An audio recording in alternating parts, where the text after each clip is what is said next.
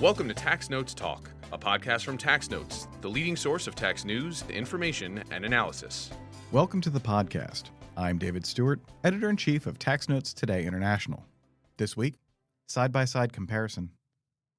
A lot has happened in the past few months as policymakers have been working to implement the agreement reached between the U.S. and its OECD partners. The April 2025 proposal for a side-by-side agreement left many questions unanswered, and now we're starting to see what this new approach will mean for companies around the world. To help us sort through all the moving parts, I'm joined by Tax Notes Chief Correspondent Stephanie Soong. Stephanie, welcome back to the podcast. Great to be here. So why don't we start off with where things stood the last time you were on? So in May 2025, what was going on? At the time, the United States was seeking a politically acceptable and stable coexistence between the global intangible low-tax income regime and the Pillar 2 regime, and they argued that the U.S. multinationals shouldn't have to be subject to two different minimum tax systems. The U.S. delegation presented their case at the April meeting of the OECD Inclusive Framework on Base Erosion and Profit Shifting, which took place in Cape Town, South Africa.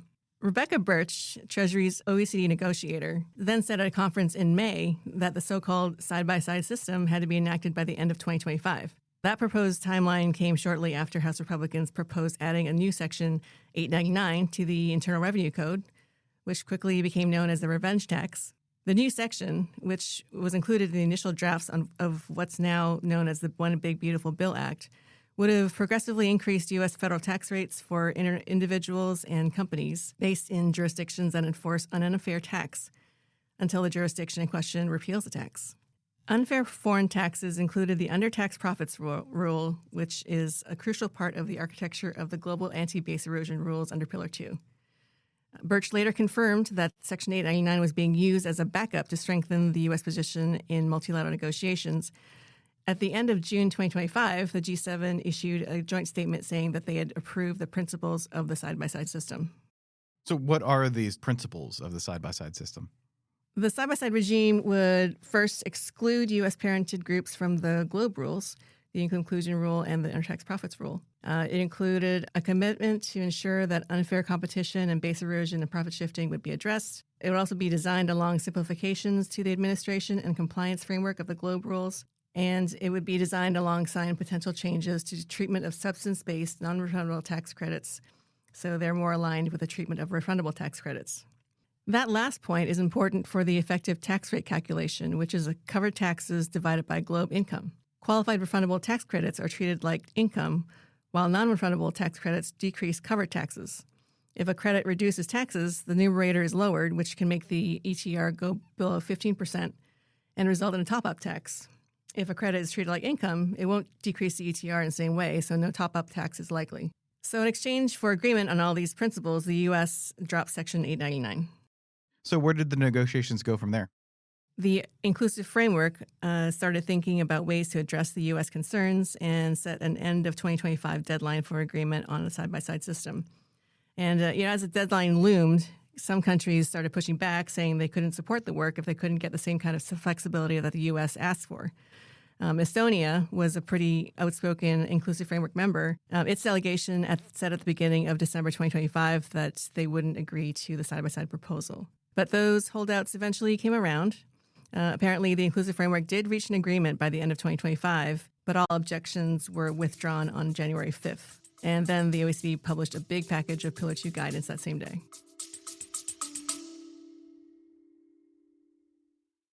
Support for this podcast is provided by the University of California Irvine School of Law Graduate Tax Program.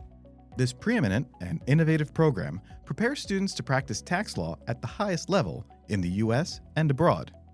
Featuring a low student-to-faculty ratio, cutting-edge technology instruction, and dedicated career support, UC Irvine's graduate tax program helps prepare students for a future in tax law.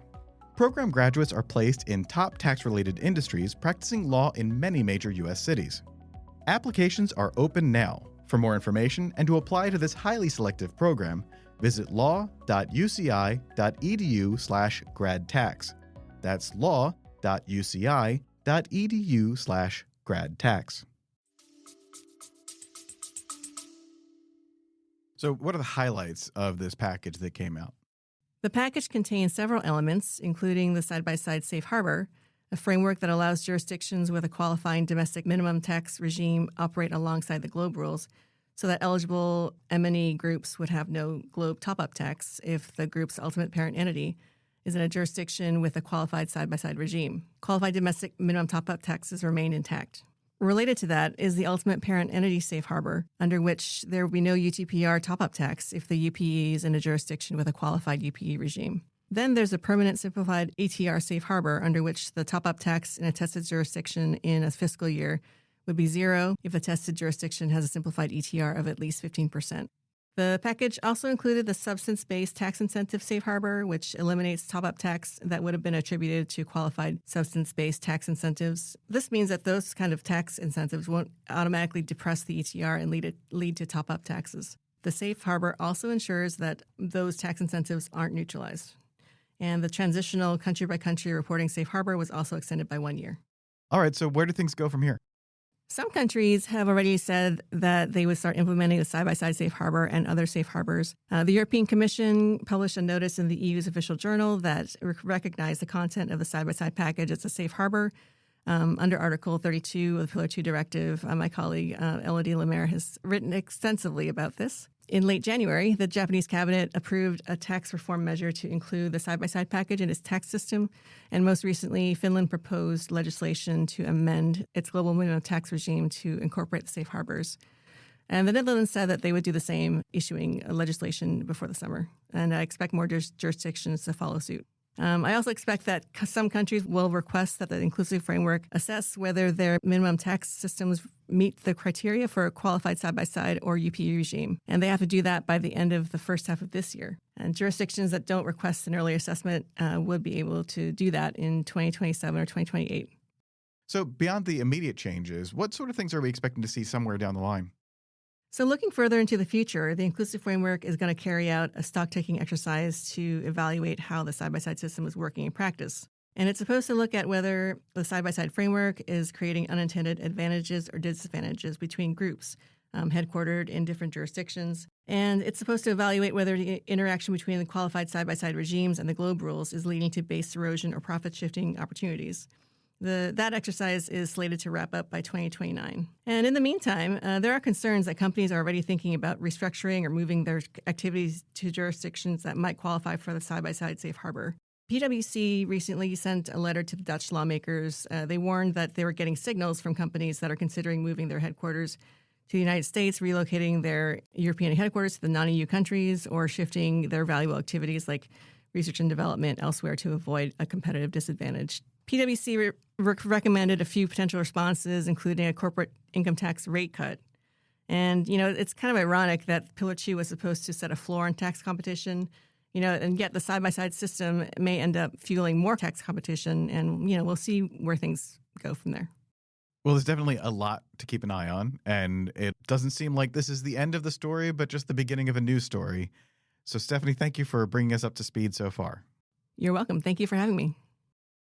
That's it for this week. You can follow me online at TaxStew, that's STEW, and be sure to follow at TaxNotes for all things tax. If you have any comments, questions, or suggestions for a future episode, you can email us at podcast@taxanalyst.org. And as always, if you like what we're doing here, please leave a rating or review wherever you download this podcast. We'll be back next week with another episode of Tax Notes Talk. Tax Notes Talk is a production of Tax Notes. You can learn more about us by visiting www.taxnotes.com/podcast. When major media wants the straight story, they turn to Tax Notes. Thank you for listening, and join us again for another edition of Tax Notes Talk. Tax Analysts, Inc. does not provide tax advice or tax preparation services. Nothing in the podcast constitutes legal, accounting, or tax advice. A full disclaimer is included in the transcript.